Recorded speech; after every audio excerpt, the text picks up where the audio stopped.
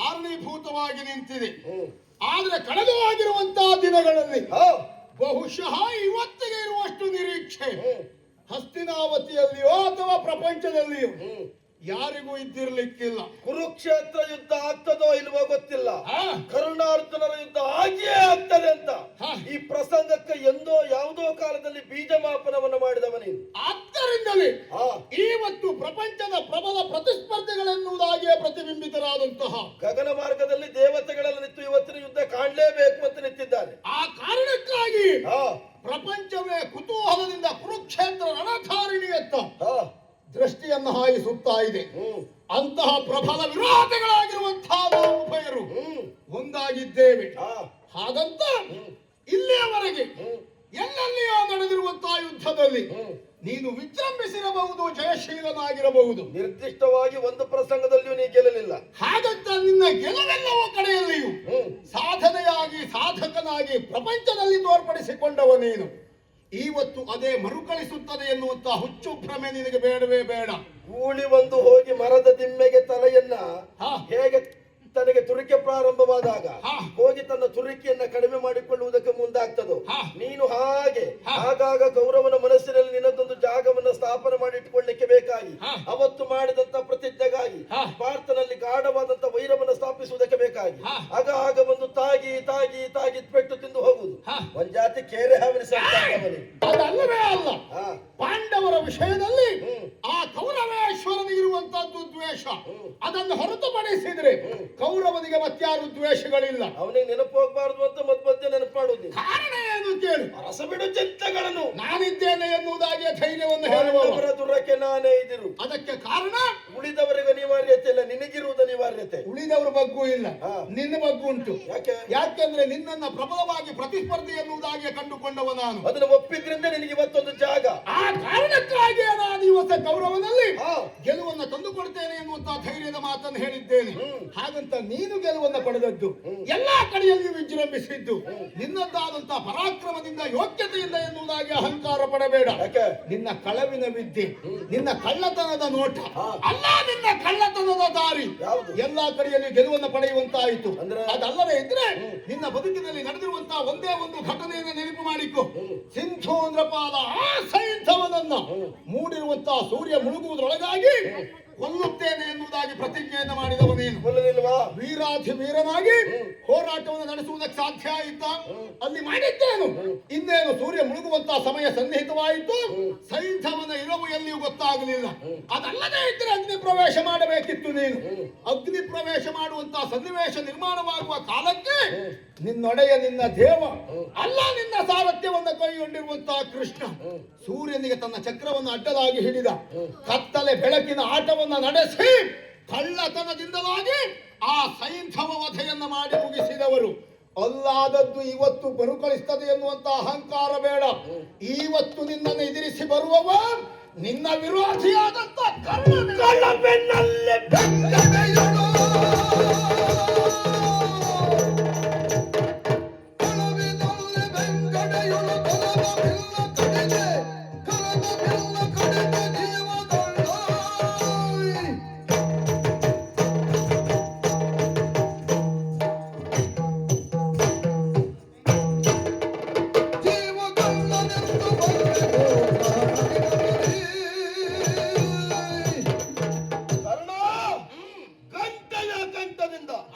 ಇದುವರೆಗೂ ಸುದೀರ್ಘವಾದ ಜೀವನದಲ್ಲಿ ನೀನು ಮಾಡಿದ್ದೆಲ್ಲವೂ ಸರಿ, ನಾವು ಮಾಡಿದ್ದು ತಪ್ಪು ಅಂತ ನೀನು ವಾದಿಸುವುದಕ್ಕೆ ಮುಂದಾಗ್ತಾ ಇದ್ದೀಯ ಅಲ್ಲ.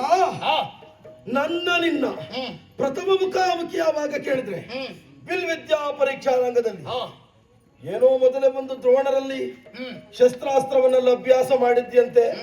ಮಂತ್ರಾಸ್ತ್ರವನ್ನು ಕಲಿಯಬೇಕು ಅನ್ನೋದು ಅಂತ ನಿನ್ನ ತುಡಿತವನ್ನು ಮುಂದಿಟ್ಟಾಗ ಅದನ್ನು ಕಲಿಯುವುದಕ್ಕೆ ನಿನಗೆ ಯೋಗ್ಯತೆ ಇಲ್ಲ. ಅದೊಂದು ಪದವೀಧರನಾಗಬೇಕು ಅಂತ ಆದ್ರೆ ಅಂತಹದೊಂದು ಪದವಿ ಸ್ವೀಕರಿಸಬೇಕು ಅಂತ ಆದ್ರೆ ನಿನ್ನಂತವನಿಗೆ ಸಾಧ್ಯ ಇಲ್ಲ ಅಂತ ಹೇಳಿದಾಗ ಎಲ್ಲೋ ಹೋದಿಯಂತೆ. ಬಿಡು, ಎಲ್ಲೇ ಹೋಗು. ಆಮೇಲೆ 105 ಮಂದಿಗಳು ಒಟ್ಟಾಗಿ ದ್ರೋಣರಿಂದ ಶಸ್ತ್ರಾಭ್ಯಾಸವನ್ನ, ಶಾಸ್ತ್ರಾಭ್ಯಾಸವನ್ನ, ಮಂತ್ರಶಕ್ತಿಯನ್ನ, ಉಳಿದದ್ದನ್ನೆಲ್ಲವನ್ನು ಪಡೆದುಕೊಂಡ ಮೇಲೆ 105 ಮಕ್ಕಳಿಗೆ ಬಿಲ್ವಿದ್ಯಾ ಪರೀಕ್ಷಾ ರಂಗದಲ್ಲಿ ಅವರವರ ಯೋಗ್ಯತೆ ಯೋಗ್ಯತೆ ಎನ್ನುವಂತಹ ತೋರ್ಪಡಿಸುವುದಕ್ಕೆ ಮುಂದಾಗುವುದಕ್ಕೆ ಒಂದು ಅವಕಾಶವನ್ನಿತ್ತರು. ಒಂದು ಪರೀಕ್ಷೆಯನ್ನು ಮಾಡಿದ್ರು. ಅಲ್ಲಿ ಧರ್ಮರಾಯನು, ಕೌರವನು, ದುಶ್ಯಾಸನನು, ಭೀಮನು ಇಂಥವರೆಲ್ಲರೂ ಮಾಡಿದಂತಹ ಕಾರ್ಯ. ಆಮೇಲೆ ಪರೀಕ್ಷಾ ರಂಗದ ಕಳಕ್ಕೆ ಕಾಲಿರಿಸಿದವ ನಾನಿದ್ದೇನೆ. ನನ್ನನ್ನ ಕಂಡಂತಹ ದ್ರೋಣಾಚಾರ್ಯರು ನನ್ನ ಪ್ರವೇಶಕ್ಕೂ ಮುನ್ನ ಅವರಾಡಿದಂತಹ ಮಾತು, ಯೋ ಮೇ ಪುತ್ರಾತ್ ಪ್ರಿಯತರಃ ಸರ್ವಾಸ್ತ್ರ ವಿದುಷಾಂಬುರ ಐಂದ್ರಿ ಇಂದ್ರಾನುಜ ಸಮಾವೀರು ಯಪಾತ್ರೋ ದೃಶ್ಯತಾಮಿತಿ. ಯಾರು ನನ್ನ ಪುತ್ರನಿಗಿಂತ ಪ್ರಿಯತರವಾದವನು, ಯಾರು ಸರ್ವಾಸ್ತ್ರಗಳಲ್ಲಿ ವಿದುಷಾಂಬರನಾದವನು, ಯಾರು ಉಪೇಂದ್ರನಿಗಿಂತ ವಿಶೇಷವಾದಂತಹ ಬಲವನ್ನು ಹೊಂದಿದವನು, ಇವನು ತನ್ನ ಶಿಷ್ಯ ಪಾರ್ಥ ಅಂತ ಹೇಳಿದಾಗ ಉಳಿದವರು ಮಾಡಿದ ಎಲ್ಲಾ ಕಾರ್ಯವನ್ನ ಮಾಡಿ ಆಗ್ನೇಯಾಸ್ತ್ರದಿಂದ ಬೆಂಕಿಯನ್ನು ಹೊತ್ತಿಸಿ, ವರುಣಾಸ್ತ್ರದಿಂದ ಅದನ್ನು ನಂದಿಸಿ, ವಾಯುವ್ಯಾಸ್ತ್ರದಿಂದ ಹಾರಿಸಿ, ಪರ್ವತಾಸ್ತ್ರದಿಂದ ಅಡ್ಡಯಿಸಿ, ಪ್ರಜನ್ಯಾಸ್ತ್ರದಿಂದ ಅದನ್ನು ಉಪಶಮನಗೊಳಿಸಿದವನು ನಾನಿದ್ದೇನೆ. ಅಂತರ್ಧಾನಾಸ್ತ್ರದ ಪ್ರಯೋಗದ ಮೂಲಕ ಒಮ್ಮೆ ಕಣ್ಮರೆಯಾಗಿ ಮತ್ತೆ ಪ್ರಕಟನಾಗಿ 5 ಬಾಣಗಳನ್ನ ಏಕಕಾಲದಲ್ಲಿ ಲೋಹದ ಹಂದಿಯ ಬಾಯಿಗೆ ಬಿಟ್ಟಂತಹ ವಿಕ್ರಮ ಇರಬಹುದು, 21 ಬಾಣವನ್ನು ತೆಗೆದು ದನದ ಕೋಡಿಗೆ ಬಿಟ್ಟದ್ದಿರಬಹುದು. ಇದೆಲ್ಲ ಕಾರ್ಯವನ್ನು ಮಾಡಿ ಪಾರ್ಥಯಾವೋದನುತ್ತರಹ ಅಂತ ವಿಜೃಂಭಿಸುವ ಕಾಲಕ್ಕೆ ನೀನಲ್ಲಿಗೆ ಬಂದೆ, ಅಪ್ಪಣೆಯನ್ನ ಕೇಳಿದೆ. ಪಾರ್ಥ, ನೀ ಮಾಡಿದ ಕಾರ್ಯವನ್ನು ನಾ ಮಾಡ್ತೇನೆ. ಕೃಪರು ಮೊದಲೆಲ್ಲ ಆಶೀರ್ವಾದವನ್ನು ಮಾಡಿ ಕಳುಹಿಕೊಟ್ಟರು. ಆಮೇಲೆ ಪಾರ್ಥನೊಂದಿಗಿನ ದ್ವಂದ್ವ ಯುದ್ಧ ಮಾಡಬೇಕು ಅಂತ ಹೇಳಿದಾಗ ನಿನ್ನ ಕುಲ ಯಾವುದು ಅಂತ ಕೇಳಿದ್ರು. ಅವತ್ತಿನಗೆ ಉತ್ತರ ಕೊಡುವುದಕ್ಕಾಗಲಿಲ್ಲ. ಆ ಕಾಲಕ್ಕೆ ಕೌರವ ಬಂದು ನಿನ್ನನ್ನು ಅಪ್ಪಿ ಹಿಡಿದವ, ಅರ್ಧದಿಂದ ಜಾರಿದವ. ಅವನಿಗೆ ಪಾರ್ಥನೆ ಒಂದು ಸರಿಯಾದ ಪ್ರತಿಸ್ಪರ್ಧಿ ಬೇಕಿತ್ತು. ನೀನದು ಹೌದು ಅಲ್ವಾ ಗೊತ್ತಿಲ್ಲ, ಅದನ್ನು ಉಚ್ಚರಿಸುವ ಯೋಗ್ಯತೆ ಪ್ರಪಂಚದಲ್ಲಿ ಮತ್ತೊಬ್ಬರನ್ನು ಕಾಣದೇ ಇದ್ದದ್ರಿಂದ ನೀನು ಉಚ್ಚರಿಸಿದ್ದರಿಂದ ನಿನ್ನನ್ನೊಂದು ದೊಡ್ಡ ಜನ ಮಾಡಬೇಕು ಅಂತ ಮೇಲಿದ್ದ ಅವ ಕೆಳಗಿಳಿದಿದ್ದಾನೆ. ಕೆಳಗಿದ್ದ ನಿನ್ನನ್ನು ಮೇಲೆತ್ತುವುದಕ್ಕೆ ಬೇಕಾಗಿ ಅಂಗರಾಜ್ಯದ ಅಧಿಕಾರ ನಿನಗೆ ಸಿಕ್ಕಿದ್ದು. ಇದುವರೆಗೆ ನೀನು ಬಾಳಿ ಬದುಕಿದ್ದು ಯಾರಿಂದ ಕೇಳಿದ್ರೆ ಅರ್ಜುನನ ವಿರೋಧದಿಂದ. ನೀನು ನಿಜವಾಗಿ ನಿನ್ನ ಹಡದ ಪಡೆದ ತಂದೆ ತಾಯಿಗಳಿಗೆ ಬೇಡದವ, ನಿನಗೆ ಎದೆ ಹಾಲನ್ನು ಕೊಟ್ಟಂತಹ ತಾಯಿಯ ಸಂಸ್ಕಾರವನ್ನು ಉಳಿಸದವ, ತಂದೆ ಆಡಿದ ಮಾತನ್ನು ಉಲ್ಲಂಘಿಸಿದವ, ಲೋಕದಲ್ಲಿ ಯಾರಿಗೂ ಬೇಡವಾಗಿದ್ದಂತಹ ನೀನು ಒಬ್ಬೊಬ್ಬನನ್ನು ಕೊಲ್ಲುವುದಕ್ಕೆ 3 ಬಾರಿ ಪ್ರತಿಜ್ಞೆ ಮಾಡಿದವ ಯಾರು ಕೇಳಿದ್ರೆ ಅದು ನೀನು ಮಾತ್ರ. ಯಾಕೆ ಮಧ್ಯ ಮಧ್ಯ ಪ್ರತಿಜ್ಞಾ ವಾಕ್ಯವನ್ನು ಉತ್ತರಿಸುವುದು ಕೇಳಿದ್ರೆ ಕೌರವನಲ್ಲಿ ಎಲ್ಲಿಯಾದ್ರೂ ಅನುಮಾನ ಬಂದು ನಿನಗೆ ದಕ್ಕಿರುವಂತಹ ಪೀಠದಿಂದ ನೀನು ವಂಚಿತನಾದ್ರೆ ಎನ್ನುವಂತಹ ಉದ್ದೇಶಕ್ಕೆ ಬೇಕಾಗಿ ಆಗಾಗ ಒಂದು ಪ್ರತಿಜ್ಞೆಯನ್ನು ಮಾಡುವವ ನೀನು. ನಿನಗೆ ಆಡಿದ ಮಾತು ಉಂಟಾ ಕೇಳ್ತೇನೆ. ತೊಗಲು ಸಡಲಿದ ಮುದುಕ ಅಂತ ಭೀಷ್ಮಾಚಾರ್ಯರನ್ನು ನಿಂದಿಸಿದಂತಹ ಕಾಲಕ್ಕೆ ಅವರು ನಿನ್ನನ್ನ ಕುರುಕ್ಷೇತ್ರ ಯುದ್ಧಕ್ಕೆ ಪ್ರವೇಶಿಸಬಾರದು ಅಂತ ಹೇಳಿದ್ರು. ನಿನ್ನನ್ನು ಹೊರಗಿಟ್ಟಾಗ ನೀನೇನು ಹೇಳಿದೆ? ನೀನು ಆವಾಗ ಒಂದು ಪ್ರತಿಜ್ಞೆ ಮಾಡಿದೆ, ನಿಮ್ಮ ಜೀವ ಇರುವಲ್ಲಿವರೆಗೆ ಕುರುಕ್ಷೇತ್ರ ಪ್ರವೇಶ ಮಾಡುವುದಿಲ್ಲ ಅಂತ. ಈಗ ಭೀಷ್ಮರು ಸತ್ತಿದ್ದಾರ? ಈಗ ನೀನು ಬಂದಿದ್ಯಲ್ಲ, ಅವರು ಸಕ್ರಿಯವಾಗಿದ್ದಾರ? ಪ್ರತಿಜ್ಞಾ ವಾಕ್ಯದಲ್ಲ, ನೀವು ಜೀವ ಇರುವಲ್ಲಿವರೆಗೆ ಪ್ರವೇಶಿಸುವುದಿಲ್ಲ ಅಂತ. ಈಗ ಜೀವದಲ್ಲಿದ್ದಾರ ಸತ್ತಿದ್ದಾರ? ಪುಣ್ಯಾತ್ಮ, ಜೀವ ಅಂತ ಹೇಳಿದ್ರೆ ಕೇವಲ ದೇಹದಲ್ಲಿ ಉಸಿರಿರುವ ಆಗಂತ ಅಲ್ಲ, ಉಸಿರಾಟ ಇದ್ದದ್ದೇ ಹೌದಾದ್ರೂ ಈ ರಣಕ್ಷೇತ್ರದಲ್ಲಿ ಅವರು ಸಕ್ರಿಯವಾಗಿ ಹೋರಾಟದಲ್ಲಿ ಪಾಲ್ಗೊಳ್ತಾ ಇಲ್ಲ. ಹೋರಾಟದಲ್ಲಿ ಒಬ್ಬ ವೀರಯೋಧನಾದವ ಪಾಲ್ಗೊಳ್ತಾ ಇಲ್ಲ ಅಂತ ಆದ್ರೆ ಅವ್ರು ಸತ್ತ ಹಾಗೆ, ಜೀವಚ್ಛವ. ಆದ್ರಿಂದ ಬಂದಿದ್ದೇನೆ, ತೊಂದರೆ ಏನು? ಅದು ಅದಲ್ಲ, ನೀ ಬಾಯಿ ಹಾರಿಸ್ಬೇಡ, ನೀವು ಉಳಿದವರು ಬಾಯಿ ಹಾರಿಸು. ತಡಿ ಅದಲ್ಲ, ಅದೇ ಅನ್ಬೇಡ.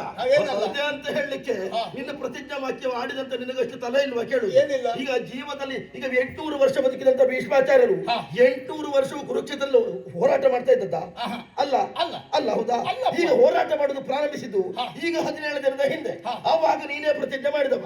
ನೀನೀಗ ಆಡಿದ ವಾಕ್ಯಕ್ಕೆ ಬಣ್ಣ ಹಚ್ಚುವುದಕ್ಕೆ ಬರಬೇಡ. ಆಯ್ತಪ್ಪ, ಹಾಗಾದ್ರೆ ಅವರು ನನ್ನನ್ನು ಅರ್ಧರಥಿಕನಾಗಿ ರಣಕ್ಷೇತ್ರಕ್ಕೆ ಬರಬಾರದು ಅಂತ ಹೇಳಿದ್ದು ಮಹಾಭಾರತ ಯುದ್ಧ ಪ್ರಾರಂಭ ಆದ್ಮೇಲೆ ಅದಕ್ಕೂ ಮೊದಲು.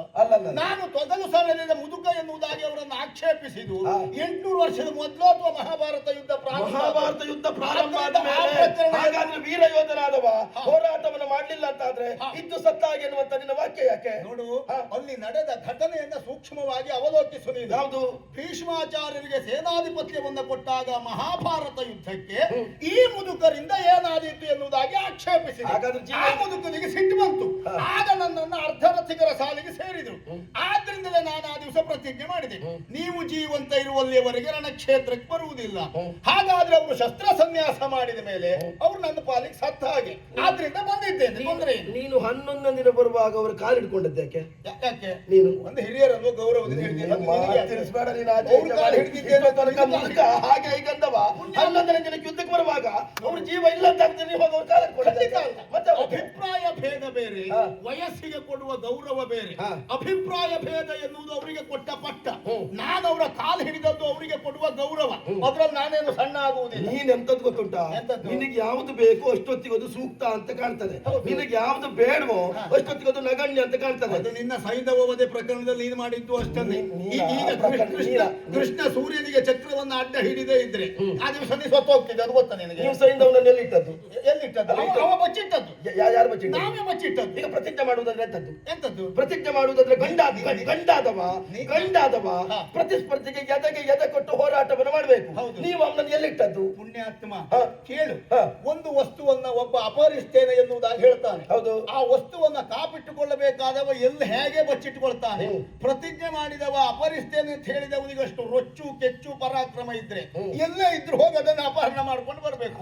ನೀವು ಅಲ್ಲಿ ಬಚ್ಚಿಟ್ಟಿದ್ರಿ, ಇಲ್ಲಿ ಬಚ್ಚಿಟ್ಟಿದ್ರಿ, ಬಚ್ಚಿಡುವವನ ಸ್ವಾತಂತ್ರ್ಯ ಹೌದಾ?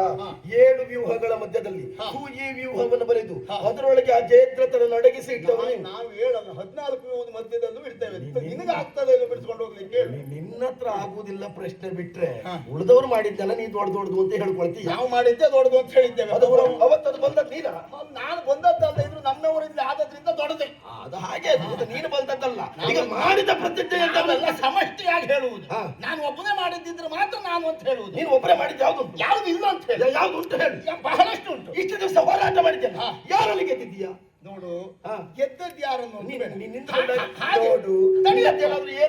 ಏರ್ಸ್ಕೊಂಡು ನೋಡು. ಅದಲ್ಲವೇ ಅಲ್ಲ, ಗೆಲ್ಲಲೇ ಇಲ್ಲ ಅಂತಲ್ಲ, ಗೆಲ್ಲುವಂತಹ ಸಂದರ್ಭ ಬರಲಿಲ್ಲ. ದೇವರು ಒಬ್ಬೊಬ್ಬರಿಗೆ ಒಂದೊಂದು ಸಂದರ್ಭ ಕೊಡ್ತಾನೆ. ಇವತ್ತು ನನಗೆ ಸಂದರ್ಭ ಕೊಟ್ಟಿದ್ದಾನೆ, ನಿನ್ನನ್ನು ಕೊಂದೇ ತೆಗಿಬೇಕು ಅಂತ. ಇವತ್ತು ಗೆಲ್ತೇನೆ. ನೀ ಅದೆಲ್ಲ ಸುಳ್ಳೆಲ್ಲ ಹೇಳಬೇಡ. ತಡಿ. ಇವತ್ತು ಬೆಳಗಿನ ಯುದ್ಧದಲ್ಲಿ ಧರ್ಮರಾಯನನ್ನ, ಭೀಮನನ್ನ, ನಕುಲನನ್ನ, ಸಹದೇವನನ್ನ ಒಂದು ಪ್ರಮಾಣದಲ್ಲಿ ನೀನು ಸೆರೆ ಹಿಡಿಯಿದ್ದೀಯಾ? ಅದು ನನಗೂ ಗೊತ್ತುಂಟು. ನಿನ್ನೆ ದಿನ ಹೋರಾಟ ಮಾಡುವಾಗ ನಕುಲ ಸಹದೇವರಿಂದ ನೀನು ಸೆರೆಗೆ ಸಿಕ್ಕವನಿದ್ದೀಯಾ? ನೀನ್ ನನ್ನನ್ನು ಆಚೆ ಈಚೆ ಮಾಡ್ಲಿಕ್ಕೆ ಬರಬೇಡ. ನೋಡು, ಈಗ ನನ್ನದ್ದೆಲ್ಲ ನೀನೇ ಹೇಳ್ಕೊಂಡ ಮೇಲೆ, ನಾನು ಅಷ್ಟು ಮಾಡಿದ್ದೇನೆ ಅನ್ನೋ ಗೊತ್ತಿದ ಮೇಲೆ ಮತ್ತೆ ಏನ್ ಮಾಡಿದ್ದೆ ಅಂತ ಕೇಳುವುದೇ? ನೀನು ಉಳಿದವರನ್ನು ಗೆದ್ದರೆ ಲೆಕ್ಕವಾ? ಉಳಿದವರನ್ನು ಗೆಲ್ಲುವುದಕ್ಕೆ ಅವಕಾಶ ಬರಬೇಕು. ಏನ್ 17 ದಿವಸದ ಯುದ್ಧದಲ್ಲಿ ನಾನು ಒಬ್ಬನೇ ಯುದ್ಧ ಮಾಡ್ತಾ ಇದ್ದೇನೆ, ನೀನು ಉಳಿದವರೆಲ್ಲ ಗೆಲ್ಲ? ಅಲ್ಲಲ್ಲ, ನೀನು ಪ್ರತಿಜ್ಞೆ ಮಾಡಿ ಎಷ್ಟು ಸಮಯ ಆಯ್ತು? ನಾನು ನಿನ್ನ ಬಾರಿಗೆ ಎಷ್ಟು ಮುಂದೆ ಬಂದಿದ್ದೇನೆ.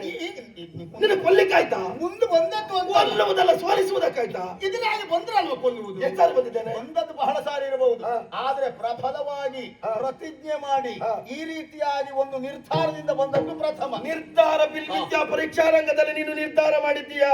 ನೀನು ನಿರ್ಧಾರ ಮಾಡಿದ ಮೇಲೆ ಇವತ್ತಿನವರೆಗೆ ಎಷ್ಟೋ ಬಾರಿ ನೀವು ಮುಖಾಮುಖಿಯಾಗಿದ್ದೇವೆ. ಹೇಳು ದಡ್ಡ. ಬಿಲ್ಲು ವಿದ್ಯಾ ಪರೀಕ್ಷಾ ರಂಗದಲ್ಲಿ ಕೊಲ್ಲುವ ಸ್ವಾತಂತ್ರ್ಯ ಇರಲಿಲ್ಲ. ಅಲ್ಲದೆ ಇದ್ರೆ ಆ ದಿವಸ ಕೊಂದು ಹಾಕ್ತಿದ್ದೆ, ಬೇಡ ಅಂತ ಬಿಟ್ಟಿದ್ದೇನೆ. ಅವ್ರಿಗೆ ಕೊಲ್ಲುವುದಕ್ಕೆ ಅವಕಾಶ ಇರಲಿಲ್ಲ. ಮತ್ತೆ ನೋಡೋಣ ಎಷ್ಟು ಬೆಳೀತಾನೆ ನೋಡೋಣ ಅಂತ ಬಿಟ್ಟಿದ್ದೇನೆ. ತಡಿ. ಅಗ್ರಹಣದಲ್ಲಿ 4 ಸಲ ನಾವು ಇಬ್ರು ಎದುರು ಬದ್ರಾಯ್ತಲ್ಲ, ಅವತ್ತು ಯಾಕೆ ಮಾಡ್ಲಿಲ್ಲ? ಯಾವ್ದಾಗಲಿಲ್ಲ? ಯುದ್ಧ ಮಾಡಿದ ಕೊಲ್ಲಿಕ್ಕೆ ಆಗಾಗಲಿಲ್ಲ. ಅವತ್ತಾರಾದ್ರೂ ಬಂದು ಅಡ್ಡ ಹಾಕಿದ್ರೆ ಇವತ್ತು ಕೊಲ್ಲಬೇಡ ಅಂತ. ಈಗ ಭೀಷ್ಮಾಚಾರ್ಯರು 10 ದಿವಸ ಉಳಿದರು. ಹೌದು. ಸೇನಾಧಿಪತ್ಯವನ್ನು ನಡೆಸಿ. ಹೌದು. 10,000 ಮಕುಟವರ್ಧನರ ತಲೆಯನ್ನು ಕತ್ತರಿಸ್ತೇನೆ ಅಂತ ಹೇಳಿದ್ರು. ಅದೇ ರೀತಿ ಕತ್ತರಿಸಿದ್ದಾರೆ. ಅಂದ್ರೆ ನಮಗ್ ಬೇಕಾದವರನ್ನೇ ಕತ್ತರಿಸಿದ್ದಾರ. ಅವ್ರು ಹೇಳಿದ ಪ್ರತಿಜ್ಞೆಯಂತೆ ಕತ್ತರಿಸಿದ್ದಾರೆ, ಹೋರಾಟದಲ್ಲಿ ಗೆದ್ದಿದ್ದಾರೆ. ನಮ್ಮದ್ದು ಹಾಗೆ ಯಾವುದು ಯಾವ ಸಂದರ್ಭಕ್ಕೆ ಸಾಧುವಾಗ್ತದೋ ಅಲ್ಲಿ ಗೆಲುವನ್ನು ಪಡೆದಿದ್ದೇನೆ. 4 ಸಾರಿ ಎದುರಾಗಿದ್ದೇವೆ ಎಂಬಲ್ಲಿಗೆ ಹೋರಾಟದಲ್ಲಿ ಗೆಲ್ತೇನೆ ಅಂತ ಅಲ್ಲ. ಈಗ 5ನೇ ಸಾರಿ ಎದುರಾದಾಗ ಇವತ್ತು ಗೆಲ್ಲಬಾರದು ಅಂತ ಉಂಟಾ? ಇನ್ನು ಮುಂದೆ ಏನಾಗ್ತದೆ ಅನ್ನೋದು ಪೂರ್ವದಲ್ಲಿ ಆದಂತಹ ಪ್ರಕರಣವನ್ನ ಕಂಡಾಗ ನಿರ್ಣಯಿಸುವುದಕ್ಕೆ ಸಾಧ್ಯ. ಈಗ ನಿರ್ಣಯಿಸ್ತೇನೆ. ಕಳವಿನ ಪ್ರಕರಣವನ್ನು ನೀನೇ ಹೇಳಿದ್ದು ಬಹಳ ಒಳ್ಳೆದಾಯ್ತು. ನೀನು ಉಳಿದವರ ಕಥೆ ಬಿಡು. ನನ್ನ ಮಗನಾದಂತ ಅಭಿಮನ್ಯುವನ್ನೇ ನಿನಗೆ ಗೆಲ್ಲಲಿಕ್ಕೆ ಆಗ್ಲಿಲ್ಲ. ನಿನ್ನ ಮಗನಾದಂತ ವೃಷಸೇನನನ್ನು ನಾನು ಕೊಂದಾಗ ಯಾರು ನನ್ನ ಸುತ್ತನ ಮರಣಕ್ಕೆ ಕಾರಣರಾಗಿದ್ದಾರೋ ಅವನ ಮಡದಿಯ ಓಲೆಯನ್ನ ಕಳೆವೆ ಅಂತ ರಣಕ್ಷೇತ್ರಕ್ಕೆ ನೀನೀಗ ಬಂದದ್ದು. ಬಿಡು, ಮೊದಲು ಪ್ರತಿಜ್ಞೆ ಮಾಡಿದ್ದೀಯ. ಇಂದು ಬರುವಾಗ ಮಗ ಸತ್ತ ಮೇಲೆ ವೃಷಸೇನ ಸತ್ತ ಮೇಲೆ ಈ ಪ್ರತಿಜ್ಞೆಯನ್ನು ಮಾಡಿ ನೀನು ರಣಕ್ಷೇತ್ರಕ್ಕೆ ಬಂದದ್ದು. ನನ್ನ ಮಗನಾದ ಅಭಿಮನ್ಯುವಿನ ಕೈಯಲ್ಲಿ ನೀವೆಲ್ಲ ಸೋತ ಮೇಲೆ ಅವನನ್ನು ಕೊಲ್ಲುವುದಕ್ಕೆ ಬೇಕಾಗಿ ಕಳವಿನಿಂದ ಕರದ ಬಿಲ್ಲನ ಬೆಂಗಡಿಯಲ್ಲಿ ಕಡಿದಂತ ಜೀವಗಳ ನೀನ ನಾನ. ಅದು ನಾನಾಗಿ ಕಳೆದದ್ದಲ್ಲ, ದ್ರೋಣಾಚಾರ್ಯರ ಆದೇಶ. ನಾವೆಲ್ಲ ಒಂದು ಬದ್ಧತೆಗೆ ಒಳಗಾಗಿದ್ದೇವೆ. ನಮಗಿಂತಲೂ ದೊಡ್ಡವರು, ನಮಗಿಂತಲೂ ದೊಡ್ಡ ಸ್ಥಾನದಲ್ಲಿದ್ದವರು, ಮತ್ತೊಬ್ಬರಿಗೆ ಹೇಳಬೇಕಾದ ಗೌಪ್ಯವಾದ ಸ್ಥಾನದಲ್ಲಿದ್ದವರು, ಅಂತವರಿಗೆ ನಾವು ಗೌರವವನ್ನು ಕೊಡ್ತೇವೆ. ಆದ್ದರಿಂದಲೇ ದ್ರೋಣಾಚಾರ್ಯರ ಸೇನಾಧಿಪತಿತ್ವದಲ್ಲಿ ಹೀಗೆ ಮಾಡಬೇಕು ಕರ್ಣ ಎನ್ನುವುದಾಗಿ ಆಜ್ಞಾಪಿಸಿದಾಗ ಅದನ್ನು ಪಾಲಿಸಿದ್ದೇನೆ. ಅದು ನನ್ನ ಸೌಜನ್ಯ ಬಿಟ್ಟರೆ ದೌರ್ಬಲ್ಯ ಅಲ್ಲವೇ ಅಲ್ಲ. ನೀವು ಗುರುಗಳು ಇಂತ ಹೇಯ ಕಾರ್ಯಕ್ಕೆ ಮನವ ಮಾಡುವುದು ಸರಿ ಅಂತ ಕೇಳಿದ್ಯಾರು? ನಿನ್ನ ಹಾಗೆ ಕಲ್ಲು ಮನಸ್ಸಲ್ವ ನನ್ನದು. ನಾನು ಇನ್ನ ಹಾಗೆ ಅಲ್ಲ, ನಾನು ಕರ್ಣ. ಆದ್ರೂ ಒಂದು ಮಾತು ಕೇಳಿದೆ, ಪಾಪ ಹುಡುಗ ಅವನನ್ನು ಕೊಲ್ಲುವುದು, ಈ ರೀತಿ ಮೋಸದಿಂದ ಕೊಲ್ಲುವುದು ಸರಿ ಅಂತ ಕೇಳಿದೆ. ಆಗ ಗುರು ದ್ರೋಣಾಚಾರ್ಯರು ಹೇಳಿದ್ರು, ಭೂಪತಿಯ ಕಾರ್ಯವಿದು, ದೋಷ ನಮಗಿಲ್ಲ. ಏನಿದ್ರು ನಿನ್ನ ಕರ್ತೃತ್ವ ಮಾತ್ರ, ಪಾಪ ಪುಣ್ಯ ಏನಿದ್ರು ಕೌರವನಿಗೆ. ಅವರು ಅಷ್ಟು ದೊಡ್ಡವರು ಹೇಳಿದ್ರು ನಮಗೇನು ಆಯ್ತು ಅಂತ ಕೊಡದೆ. ಏನು ಎಲ್ಲ ನಿನಗೆ ಬೇಕಾದಾಗ ತಿರ್ಸಬೇಡ. ನನಗೆ ಬೇಕಾದಾಗಲ್ಲ, ಅದು ನಡೆದದ್ದೇ ಆಗಿದೆ. ನೀನಲ್ಲಿ ಇರ್ಲಿಲ್ಲ ಬಿಟ್ರೆ ಎಂತದ್ದು ನೀನಿರ್ಲಿಲ್ಲ. ಆ ಯುದ್ಧ ನಡೆಯುವಾಗ ನೀನಿದ್ದೆ. ನಾನು ಸಮಶಪ್ತಕರಲ್ಲಿ ಹೋರಾಟಕ್ಕಾಗಿ ಹೋದದ್ದು. ಅಲ್ಲಿ ಹೋಗಿದ್ದೆ ಬಿಟ್ರೆ ಇಲ್ಲಿದ್ದೇನೆ. ನೀನು ಕೈ ಕಡಿಯುವಾಗ ಬಂದದ್ದಾರು? ತಡಿ ತಡಿ, ನೀನು ಕೈ ಕತ್ತರಿಸುವಾಗ ಬಂದದ್ದಾರು? ಆಮೇಲೆ ಬಂದದ್ದು ಬಿಟ್ರೆ ಆ ಸಂದರ್ಭಕ್ಕಿದ್ದೆ ಅಂತ ಹೇಳಿದ್ದ. ನಾವು ಬಂದತ್ತರಿಂದ ಕರ ಹಿಂದೆ ಚಾಚಿದ್ದು ನೀನು ಕಡಿದಿದ್ದು. ನೀನು ಎಂತ ಹೇಳುದು? ನಾವಿಲ್ಲ ಅಂತ ಹೇಳುದ? ನೀನು ಅಲ್ಲಿರ್ಲಿಲ್ಲ, ಸಮಶಪ್ತಕರಲ್ಲಿ ಹೋದದ್ದು ನೀನೇ. ನಿನ್ನ ಹೆಣು ಸಮಶಪ್ತಕರಲ್ಲಿ ನನ್ನ ಹೆಣ ಅಲ್ಲ, ನಿನ್ನ ಹೆಣ ಹೋಗಿಸಬೇಕಾಗಿ ನಾನು ಹೋದದ್ದು. ಸಮಶಪ್ತಕರಲ್ಲಿ ನಾವು ಹೋರಾಟವನ್ನು ಮಾಡಿ ಮುಗಿಸಿ ಬರ್ತೇವೆ. ನೀನಾ ನಿನ್ನ ಜೀವನದಲ್ಲಿ ಬರೀ ಬಾಯಲ್ಲೇ ಮುಗಿಸಿದ್ದಾಯ್ತು ಬಿಟ್ಟು ಕೈಯಲ್ಲಿ ಒಂದ್ ಬದಿ ಮುಗಿಸಿದ್ದಿಲ್ಲ. ಪುಣ್ಯಾತ್ಮ, ನಾನು ಅಷ್ಟೊಂದು ಮಟ್ಟಿಗೆ 50 ಸರಿ ಹೇಳು ಪುಣ್ಯಾತ್ಮ ಅಂತ. ನಾನು ಅಷ್ಟರ ಮಟ್ಟಿಗೆ ಬಾಯಲ್ಲಾದ್ರೂ ಮುಗಿಸಿದ್ದೇನೆ. ನೀನು ಯಾವ್ದಾದ್ರು ಮುಗಿಸದೆ ಬದ್ದಾಡ್ತಾ ಇದ್ದೆ. ಅಲ್ಲ, ನೀನು ಸರಿಯಾಗಿ ನಾನಿದ್ದಲ್ಲಿ ಎದುರು ಬದ್ರ ಬರಲಿಲ್ಲ. ಆದಷ್ಟು ನೀನು ತಪ್ಪಿಸ್ಕೊಂಡೇ ಹೋದದ್ದು. ಯಾರು ತಪ್ಪಿಸ್ಕೊಂಡು? ಮತ್ತೆ ನಾನು ಬರ್ಲಿಲ್ಲ, ಮತ್ತೆ ಹೋದೊಂದು ಪ್ರಸಂಗ ಹೇಳು. ಮತ್ತೆ ನಿನ್ನೆ ಎದುರು ನಾ ಬರ್ಲಿಲ್ಲ ಹೇಳು ಒಂದು ಪ್ರಸಂಗ ಹೇಳು. ನನ್ನ ಮುಂದೆ ನೀನು ಬಹಳ ಪ್ರಸಂಗದಲ್ಲಿ ಬಂದಿದ್ದೀಯಾ, ನಿನ್ನದ್ದು ನಡಿಲಿಲ್ಲ. ಆದ್ರಿಂದ ಹೆಚ್ಚಿನ ಪ್ರಸಂಗದಲ್ಲಿ ನೀನು ಮುಂದೆ ಬಂದಾಗೆಲ್ಲ ತಿಂದುಕೊಂಡೇ ಹೋದ. ಆ ದಿವಸ ಬಿಲ್ಲು ವಿದ್ಯಾ ಪರೀಕ್ಷಾ ರಂಗದಲ್ಲೇ ನಾನು ನೀನೇನು ಮಾಡಿದ್ದೇನೋ ಮಾಡುವುದರ ಮೂಲಕವಾಗಿ ಲೋಕವೇ ನಿರ್ಧರಿಸಿದೆ ಅರ್ಜುನನ ಪ್ರತಿಸ್ಪರ್ಧಿ ಎನ್ನುವುದಾಗಿ. ನೀನು ಒಪ್ಕೊಳ್ಳದೆ ಇದ್ರೆ ನಿನ್ನ ದಡ್ಡತನ. ಆದ್ರಿಂದ ಲೋಕವೇ ಒಪ್ತದೆ ಅಂತ ಆದ್ರೆ ನನ್ನಲ್ಲಂತ ಪ್ರಾಬಲ್ಯ ಉಂಟು ಅಂತ ಅರ್ಥ. ಪ್ರಾಬಲ್ಯ ಏನು ಅಂತ ಅವತ್ತು ಚಿತ್ರಸೇನ ಗಂಧರ್ವರ ಪ್ರಕರಣದಲ್ಲಿ ಕಂಡಿದ್ದೇನೆ. ಅರ್ಜುನ ಗ್ರಹಣ ಕಾಲದಲ್ಲಿ ನಾವು ವಿಜೃಂಭಿಸಿದ್ದು ನಾವು ಮಾಡಿದ್ದೆ ಆ ಕಾರಣಕ್ಕಾಗಿ. ನಿಮ್ಮ ಇರಸರಿಕೆಯನ್ನು ತಿಳಿಯಬೇಕು ಎನ್ನುವುದು ಒಂದು ಉದ್ದೇಶ, ಇನ್ನೊಂದು ನಿಮ್ಮ ಹೊಟ್ಟೆ ಉಳಿಸಬೇಕು ಎನ್ನುವುದು. ಅದರಲ್ಲಿ ವಿಜಯಶಾಲಿಗಳಾಗಿದ್ದೇವೆ. ನಮ್ಮ ಸಂತೋಷವನ್ನು ಅನುಭವಿಸುವುದಕ್ಕೆ ಮಾಡಿದ್ದು ಆ ಗೋಗ್ರಹಣದ ಕಥೆಯನ್ನು ಹೇಳುವುದರ ಮೂಲಕವಾಗಿ ಮತ್ತೆ ನಮ್ಮನ್ನು ಅವಮಾನಿಸುವಂತಹ ವ್ಯರ್ಥ ಪ್ರಯತ್ನ ಬೇಡ. ಇವತ್ತು ನನಗೂ ನಿನಗೂ ನಡೆಯುವ ಯುದ್ಧದಲ್ಲಿ ನೀನೆಂದರೇನು ಪ್ರತ್ಯಕ್ಷ ಭಾರ್ಗವನೇ ಬಂದರೂ ಸಹ ನಿನ್ನನ್ನು ಮುಗಿಸದೆ ಬಿಡುವ. ಗೋಗ್ರಹಣದಲ್ಲಿ ಹಿಂದೊಂದು ಸಂದರ್ಭ, ಪಾಂಡವರಾದಂತ ನಮ್ಮ ಮೇಲೆ ಮುದ್ರೆಯನ್ನು ಒತ್ತುವುದಕ್ಕೆ ಬೇಕಾಗಿ ಅಲ್ಲಿಯವರೆಗೆ ಬಂದವರು ನೀವು. ಅಲ್ಲಿಗೆ ಬಂದದ್ದು ಮಾತ್ರ. ಆದ್ರೆ ಚಿತ್ರಸೇನೆನ್ನುವಂತಹ ಗಂಧರ್ವ ಕುರು ಪಶುವಾದಂತಹ ಕೌರವನನ್ನ ನಾಗಪಾಶದಿಂದ ಬಂಧಿಸಿಕೊಂಡು ಹೋಗುವಾಗ ನೀ ಎಲ್ಲಿದ್ದೆ? ಎಲ್ಲಿ? ಆಮೇಲೆ ಅಲ್ಲಿಂದ ಹೋಗಿದ್ದೆ. ಎಲ್ಲಿಗೆ ಹೋಗಿದ್ದೀಯಾ? ನೀನು ಎಲ್ಲಿ ಹೋದದ್ದು ಅಂತ ಹೇಳುವುದು? ಈಗ ನಾನು ಎಲ್ಲಿ ಹೋದದ್ದು ಅಂತ ಹೇಳಿಲ್ಲ, ನಾನು ಕೇಳಿದ್ದೀನಿ. ಆ ಸಂದರ್ಭಕ್ಕೆ ನಾನು ಅಲ್ಲಿರ್ಲಿಲ್ಲ, ಅಲ್ಲಿಂದ ಹೊರಟಿದ್ದೆ. ಏನಾಯ್ತು ಈಗ? ಅಲ್ಲ, ಎಲ್ಲಿ ಹೊರಟದ್ದು? ಅಲ್ಲಿ ನಿನಗೆ ಜೀವನದಲ್ಲಿ ಇರುವುದಕ್ಕೆ ಒಂದು ನೆಲೆಯನ್ನ ಬೆಲೆಯನ್ನ ಕಲ್ಪಿಸಿಕೊಟ್ಟಂತಹ ನಿನ್ನ ಒಡೆಯ ನಾಗಪಾಶದಿಂದ ಬಂಧಿತನಾಗಿ ಎಳ್ಕೊಂಡು ಹೋಗುವಾಗ ನೀನೆಲ್ಲಿಗೆ ಹೋಗುದು? ಒಟ್ಟು ಹೆಡ್ರಾಗಿ ಯಾರ್ಯಾರು ಹೇಳಿದ್ದನ್ನೆಲ್ಲ ಕೇಳ್ಕೊಂಡು ಇಲ್ಲಿ ಬಂದು ಹೇಳ್ಬೇಡ. ತಡಿ ತಡಿ ತಡಿ ತಡಿ ತಡಿ ಒಂದು ನಡೆದದ್ದೇನು ಅಂತ ಕೇಳಿ. ನಡೆದದ್ದೇನು ಅಂತ ಹೇಳಿ ನೀನು ಚಿತ್ರಸೇನ ನಾಗಪಾಶದಿಂದ ಕೌರವನನ್ನ ಬಂಧಿಸಿದ. ನಾನಷ್ಟೊತ್ತಿಗಲ್ಲಿ ಇರ್ಲಿಲ್ಲ. ಜನ ಎಲ್ಲ ಕೆಲವರು ನೋಡಿದವರು ಕರ್ಣ ಹೆದರ್ಕೊಂಡು ಓಡ್ ಹೋದ ಅಂತ ಹೇಳಿದ್ರು. ನಾನು ಹೆದರ್ಕೊಂಡು ಓಡ್ ಹೋದದ್ದಲ್ಲ. ಮತ್ತೆ ಆ ನಾಗಪಾಶದಲ್ಲಿ ಆ ಚಿತ್ರಸೇನ ಕೌರವನನ್ನು ಕಟ್ಟಿದಾಗ ಅದನ್ನ ಬಿಡಿಸುವ ವಿದ್ಯೆ ನನಗೆ ಗೊತ್ತಿರಲಿಲ್ಲ. ಏನ್ ಮಾಡುವುದು ಅಂತ ಯೋಚನೆ ಮಾಡಿದೆ. ಅಜ್ಜ ಭೀಷ್ಮಾಚಾರ್ಯರಿಗೆ ಏನಾದ್ರೂ ಗೊತ್ತಿರಬಹುದು, ಅವರಲ್ಲೊಂದು ಕೇಳ್ಕೊಂಡು ಬರೋಣ ಅಂತ ಅವರನ್ನು ಕರ್ಕೊಂಡು ಬರ್ಲಿಕ್ಕೆ ಹೋದದ್ದು. ನಿನಗದು ಅನುಮಾನ, ಅವ್ರಿಗೆ ಗೊತ್ತುಂಟೋ ಇಲ್ವ ಅಂತ ಅದು ಗೊತ್ತಿಲ್ಲ. ಪುಣ್ಯಾತ್ಮ, ಆದ್ರಿಂದ ಅವ್ರನ್ನ ಕರ್ಕೊಂಡು ಬರ್ಲಿಕ್ಕೆ ಹೋದದ್ದು ಅಂತ ಹೇಳಿದ್ದ. ಗೊತ್ತುಂಟೋ ಏನೋ ನೋಡುವ ಅಂತ. ಅವ್ರು ಗೊತ್ತಿಲ್ಲ ಅಂತ ಹೇಳಿದ್ರೆ ಅವ್ರಿಗೆ ಗೊತ್ತುಂಟ ಇಲ್ವ ಅಂತ ನಿನಗೆ ಗೊತ್ತಿಲ್ಲ. ಅವ್ರಿಗೆ ಗೊತ್ತುಂಟು ಎಂದು ನನಗೆ ಗೊತ್ತುಂಟು. ಈ ಕೆಲವು ಬಾರಿ ನಮಗ್ ಗೊತ್ತಿದ್ದದ್ದೆಲ್ಲ ಸತ್ಯ ಆಗ್ತದೆ ಅಂತ ಹೇಳಲಿಕ್ಕೆ ಆಗುವುದಿಲ್ಲ. ಆದ್ರಿಂದ ಅವ್ರು ಮತ್ತೆ ಗೊತ್ತಿಲ್ಲ ಅಂತ ಹೇಳಿದ್ರೆ ಈ ಗ್ರಾಚಾರಗೆಟ್ಟಾಗ ಯಾವ್ದು ಎಂತದ್ದು ಆಗ್ತದೆ ಪುಣ್ಯ. ಹಾಗಾಗಿ ಜಾಗ್ರತೆ ಮಾತಾಡುದು. ಹಾಗಾಗಿಯೇ ಭೀಷ್ಮಾಚಾರ್ಯರನ್ನು ಕರ್ಕೊಂಡು ಬರೋಣ ಅಂತ ನಾನು ಹೋದೆ. ಯಾರೋ ನೋಡಿದವ, ನಮ್ಗೆ ಎಲ್ಲಿ ನೋಡಿದ್ರು ವಿರೋಧಿಗಳೇ ಹೆಚ್ಚು. ಮತ್ತೆ ನಾವು ಒಳ್ಳೇದು ಮಾಡಿದ್ರು ಆಗದೆ ಇದ್ದದ್ದು ಮಾತಾಡುವವ್ರೆ. ಒಳ್ಳೇದು ಮಾಡಿದ್ರಲ್ವಾ ಒಳ್ಳೇದು ಮಾಡಿದ್ದ ಒಳ್ಳೇದು, ಹಾಗಾಗಿ ಓಡ್ ಹೋದ ಅಂತ ಹೇಳಿದ್ದು. ಒಳ್ಳೇದು ಮಾಡಿದಾಗ ಸ್ವರ ಏರಿಸುವಲ್ಲ. ಒಳ್ಳೇದು ಮಾಡಿದ್ದೇನೆ ಮಾಡಿದ್ದ ಒಳ್ಳೇದು, ಅದು ಬೇಡದೆ ಮಾಡಿದ್ರೆ ಮಾತ್ರ ಅಂತ ಮಾತಾಡುದು. ಅದು ಒಳ್ಳೇದು. ಎಲ್ಲಿ ಏರಿಸ್ಬೇಕು ಅಂತ ಗೊತ್ತಿಲ್ಲ. ಏರಿಸುವ ಜಾಗದಲ್ಲೇ ಸರಿ ಏರಿಸಿದ್ರೆ ನಿನ್ನ ಜೀವನದ ಪರಿಸ್ಥಿತಿ ಹೀಗಾಗ್ತಿರ್ಲಿಲ್ಲ. ನಾನು ಏರಿಸದಷ್ಟೆಲ್ಲ ನೀ ಏರಿಸಿದ್ರೆ ತಲೆ ಎತ್ತುವುದಿಲ್ಲ.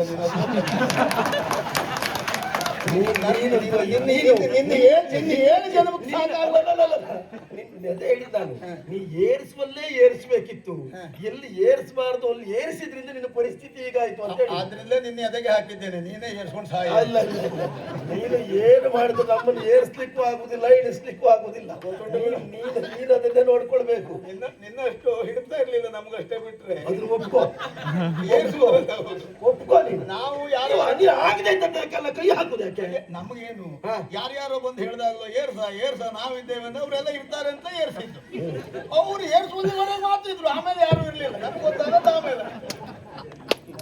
ನೀವು ಹಾಗಲ್ಲ, ಕೊಟ್ಟದೆಲ್ಲ ಹಾಗೆ ಇಟ್ಟುಕೊಂಡ್ರೆ ಏನು ತೊಂದರೆ ಮಾಡ್ತೀವಿ.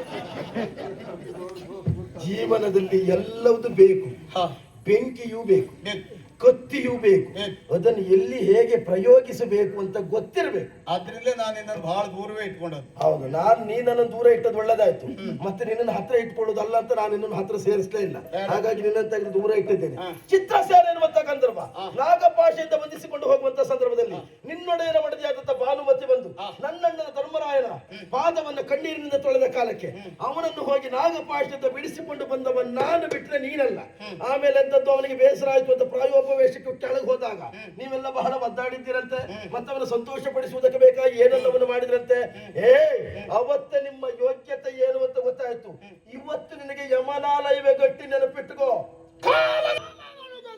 ಕುರಿಯ ನಿನ್ನ ಅಣ್ಣ ಧರ್ಮರಾಯನನ್ನು ನಡೆದ ಯುದ್ಧದಲ್ಲಿ ಓಡ ಹಿಡಿದು ಅವನನ್ನ ಸೆರೆ ಹಿಡಿದು ಇನ್ನೇನು ನಮ್ಮ ರಥ ಏರಿಸಿಕೊಂಡು ಎಳೆದೊಯ್ಯಬೇಕು ಎನ್ನುವಂತಹ ಸಂದರ್ಭದಲ್ಲಿ ನಾವೇ ನಾವಾಗಿ ವಿಜೃಂಭಿಸುತ್ತಾ ಇರುವಾಗ ನೀನಾಗ ಎಲ್ಲ ಹೌದು ರೋಹಿಜ.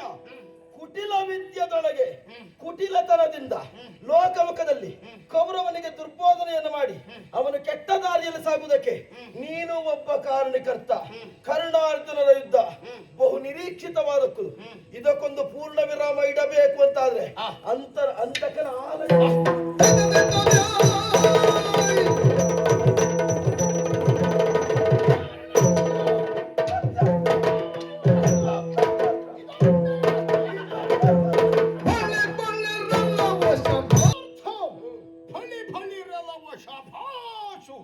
ನನ್ನ ವಿರೋಧಿಯಾದರೂ ಸಹ ನಿನ್ನನ್ನು ಹೊಗಳುತ್ತಾ ಇದ್ದೇನೆ.